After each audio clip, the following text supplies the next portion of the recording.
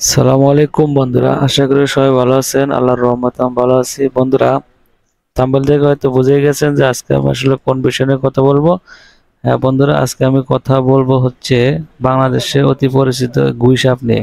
হয়তো আপনারা ভেবে নিয়েছেন যে আমি বর্তমানে আপনার সামনে যে প্রাণীটি রয়েছে ধরে ধরে হাঁস মুরগি গরু ছাগল সবাইকে গিলে খাচ্ছে, এটি গুই সাপ। না বন্ধুরা, আসলে এটি গুই সাপ না, এটি আপনাদের একটি সম্পূর্ণ ভুল ধারণা হবে। আপনাদের ভুলটা আমি ভেঙে দিচ্ছি। অর্থাৎ গুই সাপ আর এটি এক না, এটি হচ্ছে মূলত কমোডো ড্রাগন। এই কমোডো ড্রাগনের বসবাস হচ্ছে মূলত হচ্ছে গ্রীষ্ম উষ্ণ যেখানে আছে, গ্রীষ্মকালীন পরিবেশ যেখানে বেশি বজায় থাকে সেসব রাষ্ট্রে এগুলো বেশি দেখা যায়। আমাদের বাংলাদেশের প্রভাব এর খুব কম। সুন্দরবনে হয়তো দু একটা থাকতে পারে।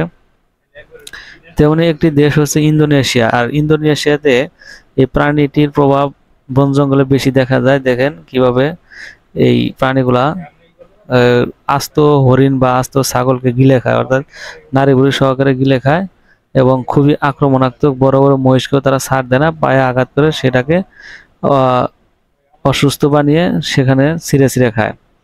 তো আসলে আপনারা এটাকে কেউ গুইসাপ ভাববেন না, এটি গুইসাপ অন্যরকম একটি। গুইসাপ মূলত হচ্ছে সরীসৃপ প্রাণী, অর্থাৎ টিকটিকির চেয়ে বড় আকারের সরীসৃপ প্রাণী।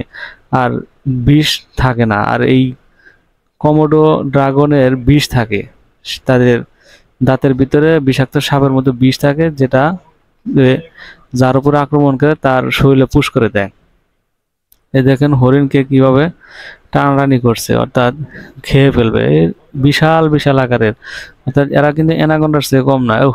এই এই ড্রাগনগুলা সাধারণত দেখা যায় যে যে সব প্রাণী অসুস্থ হয়ে পড়ে যায় বা মরে যায় সেগুলোর উপরে বেশি ঝাঁপিয়ে পড়ে। যেমন অসুস্থ হয়ে পড়ে থাকে সেগুলোকে আর বেঁচে ওঠার কোনো অবকাশ নেই, কারণ নির্ঘাত তাদের পেটে যেতে হবে। এই দেখেন এইটি কিন্তু মরে নাই, অর্থাৎ হালকা তাজা আছে, তারপরেও তারা সেটিকে ছিঁড়ে ছিঁড়ে খাচ্ছে। আর এটা এসবও কিন্তু একটা পরিবেশ বান্ধব, কারণ আমরা জানি যে প্রাণীকুল যেগুলা মৃত্যুবরণ করে সেগুলা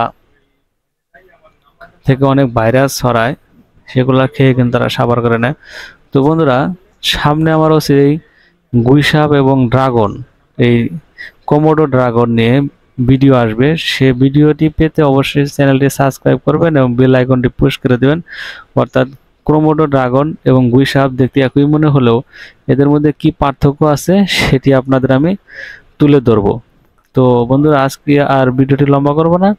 তো আমার নেক্সট আমি মূলত প্রাণীকুল নিয়ে ভিডিও করে থাকি। আর প্রাণীকুলের ভিডিও যদি আপনার ভালো লেগে থাকে, আর এই ভিডিও যদি ভালো লেগে থাকে, অবশ্যই আমার চ্যানেলটি সাবস্ক্রাইব করে পাশেই থাকবেন এবং পাশে থাকা নোটিফিকেশন বেল আইকনটি প্রেস করে দিবেন।